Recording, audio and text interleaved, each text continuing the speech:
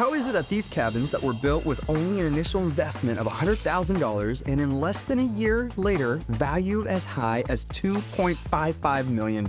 And in theory, to reach that seven-figure mark in 1 year, this property would have to generate over $212,000 a month, or that's about $7,000 a day, every single day. But I know that's not true.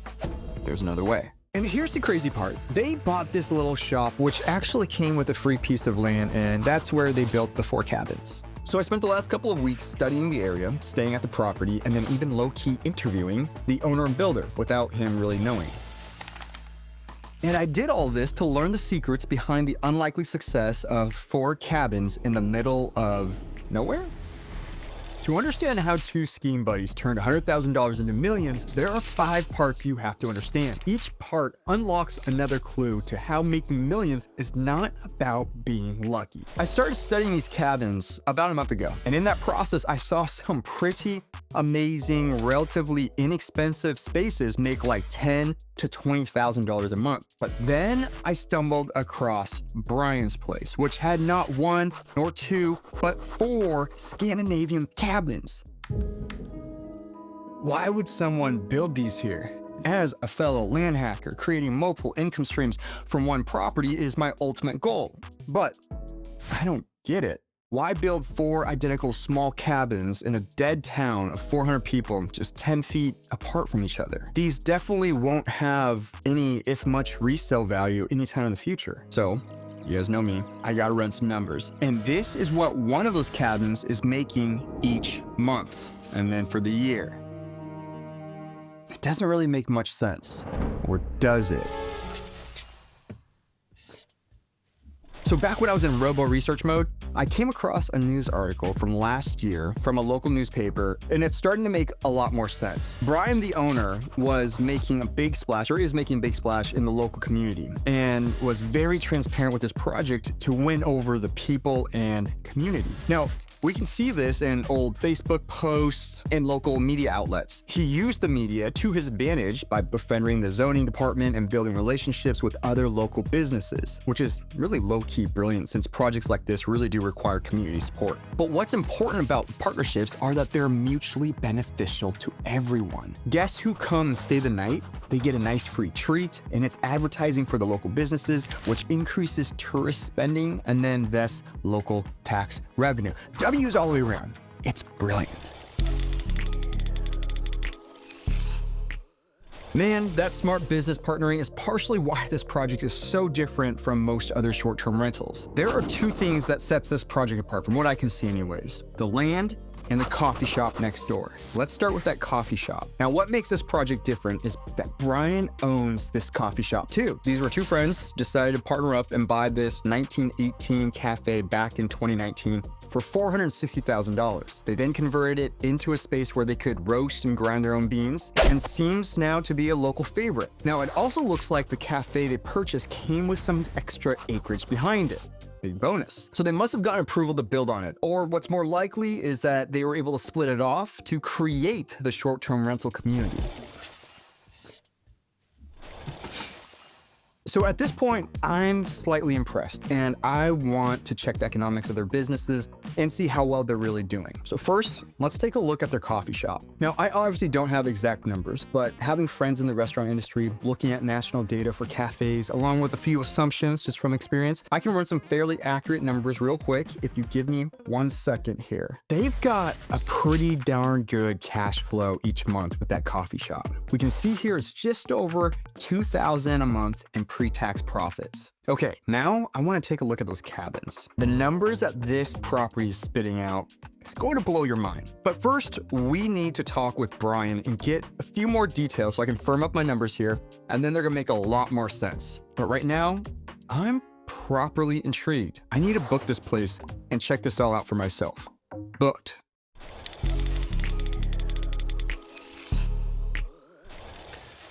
Okay, so I did a bit more digging, and this is really genius of them. Splitting the lot gave them 2 separate businesses and allowed them flexible zoning. They are going to be bringing more business into the area, aka tax dollars, so the community was happy, and they're giving an old abandoned area a facelift. So the Bryans are actually creating a tremendous amount of value here, not just for themselves, but for the community and town as a whole. It's pretty smart. But here's the big brain tactic that I love. They built two businesses that are symbiotic. Simba what? Brian Squared did that here. The cabins drawing guests from out of town to stay in the area, and then every morning they get up, head to the coffee shop for breakfast and a drink. Win-win, simply brilliant. It's a fairly common strategy in business. Some call it owning your vertical. I actually implement a similar strategy. Here's my visual. Now, I own and invest in real estate, obviously. So naturally, I created a property management company.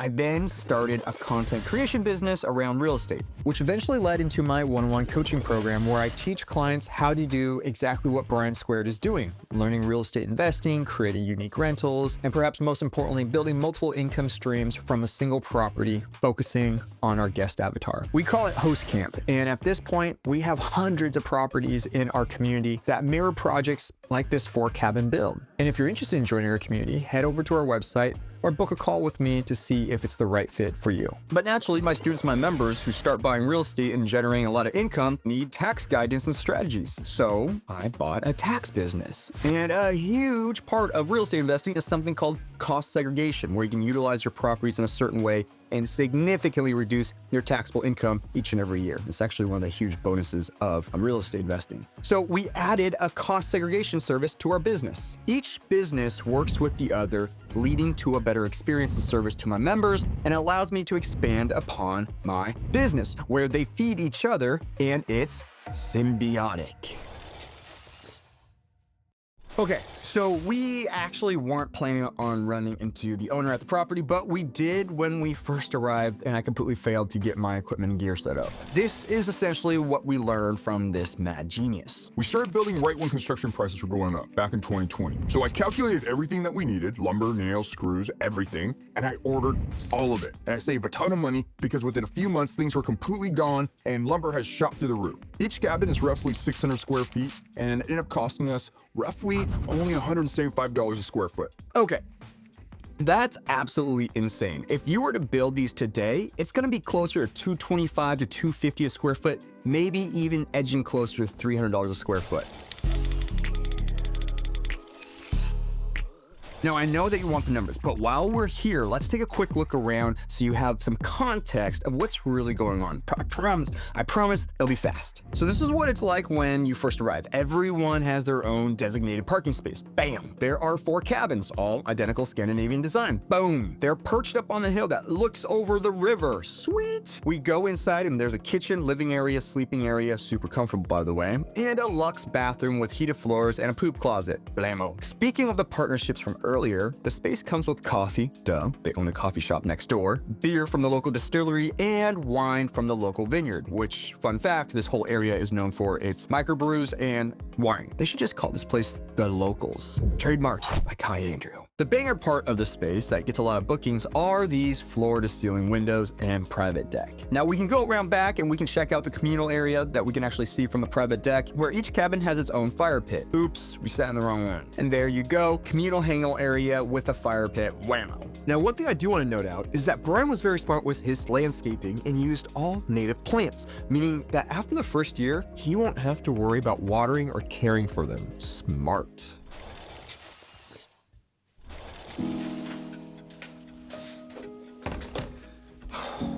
All right, so we just got back. I've been working on my analysis of one of the cabins. Now I had to do a couple of estimates, especially around the occupancy rates and the nightly rates by month, because this area is actually pretty seasonal, which is actually kind of nice because there's 2 peak seasons. But my research sites give me a pretty high confidence in my accuracy. Here, take a look. After filling this all out and putting in my assumptions based off of what I know of the area, just from my experience, and then obviously cross-referencing a couple of different sites, I got a whopping $1,119 a year.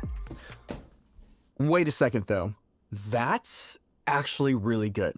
Now, the first cabin may only be profiting $1,000 a year, but cabins 2, 3, and 4 are profiting $50,319 each year because cabin 1 took care of all the expenses for a grand total of $152,076 each year in profits. Now, I don't care who you are. That is a handsome income for anybody off one property. And one of the secrets to achieving that success is being the big fish in a small pond. Now, the city has a population of like roughly 400 people, and it relies on people stopping off the freeway for a coffee break or to fuel up. Now, there's a handful, like literally 30 or 40 other rentals, very basic rentals in the area, but nothing like this. The deeper secret though, is that there's a really popular town about 10 minutes down the freeway and popular spots on the river and mountain that are all super close. Now, okay,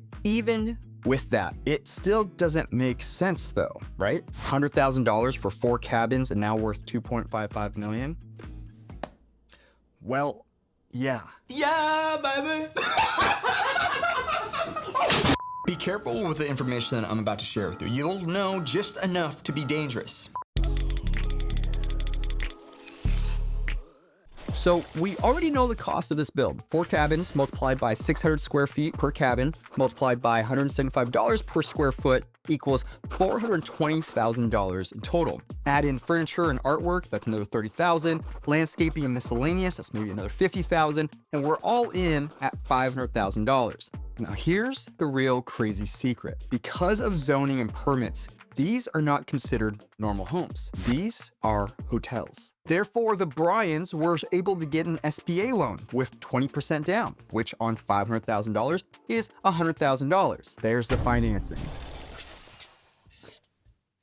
Now that we know the cost, let's talk about why these guys are so smart and pretty rich now too. Remember the $151,000 in profit they make each year, which is also backed up by my other estimates and me cross-referencing the data? Well, the real number that we're interested in is NOI, or net operating income.